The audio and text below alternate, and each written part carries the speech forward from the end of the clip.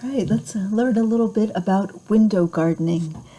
We're here again with American Miscellany, published 1865. We've just finished learning about the preachers Whitefield and Wesley. And now we're on page 83 of American Miscellany. So let's go ahead. We've had a little bit of history. Let's get into the other part of this volume. A little bit of science. Okay, so we're learning about window gardening, and it's Essay 30.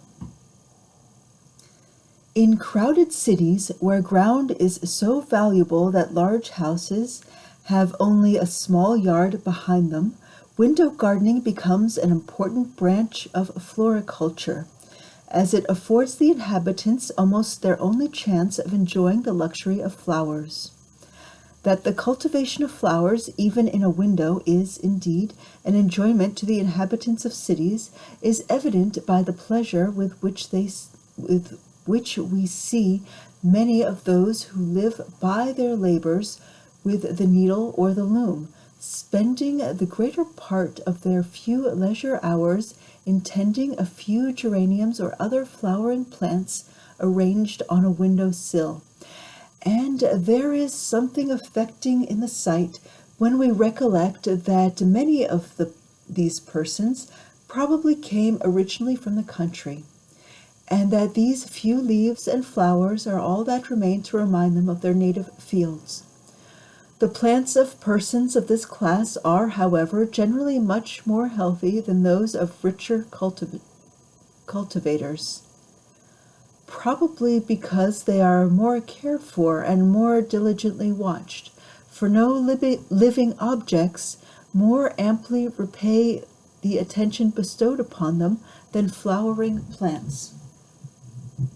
All plants grow in pots, and kept in a room require more attention than they would do in any other situation, as they are in a most unnatural state, and they need the greatest care that can be bestowed upon them to counteract the bad effects of their peculiar position. To understand thoroughly how disadvantageous that position is to their growth, we must recollect that plants derive their nourishment partly through their roots and partly through their leaves, by means of pores so extremely fine that they can only be seen by the aid of a very powerful microscope. When a plant is kept constantly in an inhabited room, the pores of the leaves become choked up with dust, and as the air of every room inhabited by human beings must necessarily be very dry, the delicate points of the roots, which are of a soft, spongy nature, to enable them to imbibe water, become withered or dry up, and lose that power of alternate dilation and contraction, which is absolutely necessary to enable them first to absorb moisture from the soil and afterwards to force it up through the stem and leaves. In addition to these evils, which it is extremely difficult to guard against, may be added another of almost equal importance arising from the use of saucers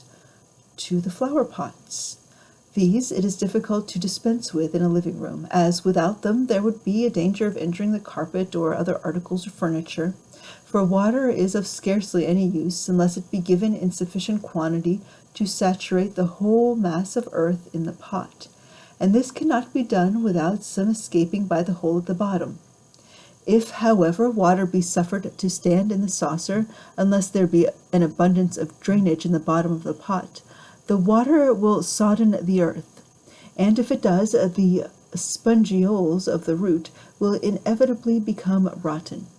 Wherever, therefore, plants are kept in pots, it should be a paramount object with their cultivator to set them out in the open air as often as possible, and then, while the pots are standing without their saucers, to give them abundance of water, either syringing their leaves or washing them thoroughly by holding a watering pot with a fine rose above them, and letting the water descend on their leaves like a shower.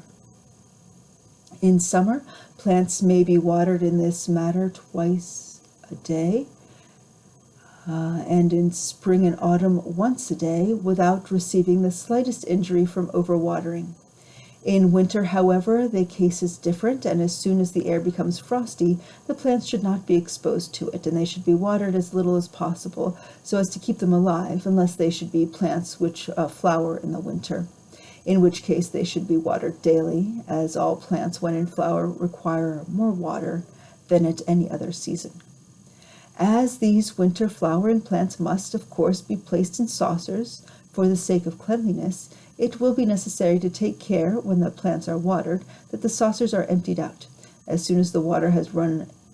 through into them, so that no stagnant water may be allowed to remain to chill the roots. Another point which should be attended to, when the plants are kept in living rooms, is to remove all the dead leaves as soon as they appear, as the decomposition of vegetable matter is extremely injurious to the health of human beings. Even the plants themselves appear to grow better when all the decaying vegetable matter they produce is regularly removed from them, and not only do they grow more vigorously, but the perfume and beauty of their flowers is said to be increased. In attending to the cultivation of plants which are to be kept in rooms, it must never be forgotten that they require air as well as water to nourish them. It has long been known that plants will not thrive unless air has free access to their leaves, but it has only lately been ascertained that the leaves not only act in elaborating the sap, but that they also take in nourishment from the atmosphere. Air should likewise be permitted to have access to the roots moderately, so as not to dry them, as the roots can derive nourishment from it, as well as the leaves, provided they are kept in a sufficiently moist state by the earth with which they are surrounded, to be capable of taking nourishment from anything. The important fact that plants derive a great portion of their nourishment from the atmospheric air was little known before the time of Leibig. Don't know. Leibig, Leibig. And even now, it is so contrary to all our ancient prejudices that even where it is acknowledged, it is rarely remembered when the rules derived from it are to be acted upon. Light is as essential to air or water to the growth of plants,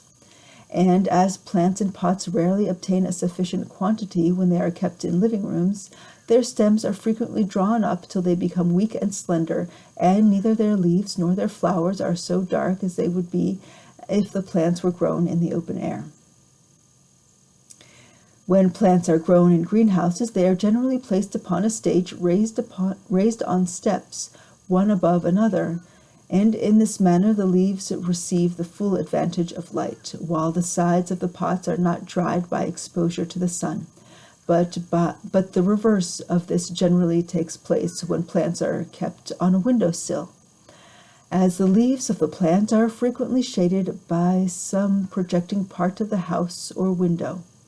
while the pots are exposed to the full influence of the sun, and thus the points of the roots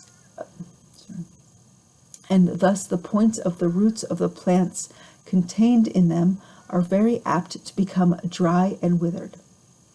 It may possibly be thought by some persons that it is scarcely necessary to enlarge on the importance of light, air, and water to the health of plants, as everyone must be aware of that fact. This, however, is far from being the case. The generality of amateurs who cultivate plants in pots think that the principal care requisite for their plants is to keep them warm, and if they do not grow freely, to give them manure. But nothing can be more erroneous than this mode of treatment. Too much heat is as injurious as too much cold, and if plants are brought suddenly out of a cool greenhouse into a very warm room, they will become sickly. Their flower buds will fall off without expanding, and probably they will lose a great part of their leaves. Over-manuring is still more injurious.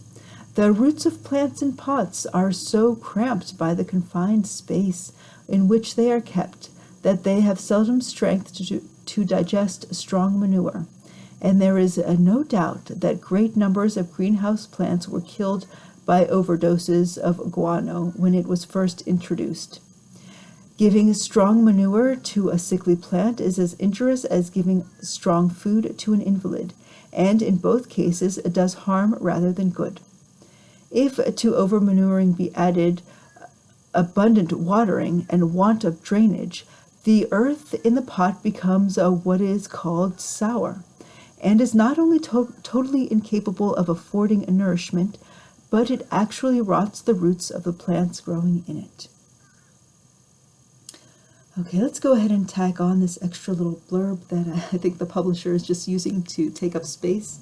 I don't think this has anything to do with window gardening, but let's go ahead and read this together as well. Excellence is never granted to man, but as the reward of labor. It argues indeed no small strength of mind to persevere in the habits of industry without the pleasure of perceiving those advantages, which, like the hand of a clock, while they make hourly approaches to their point, yet proceed so slowly as to escape observation.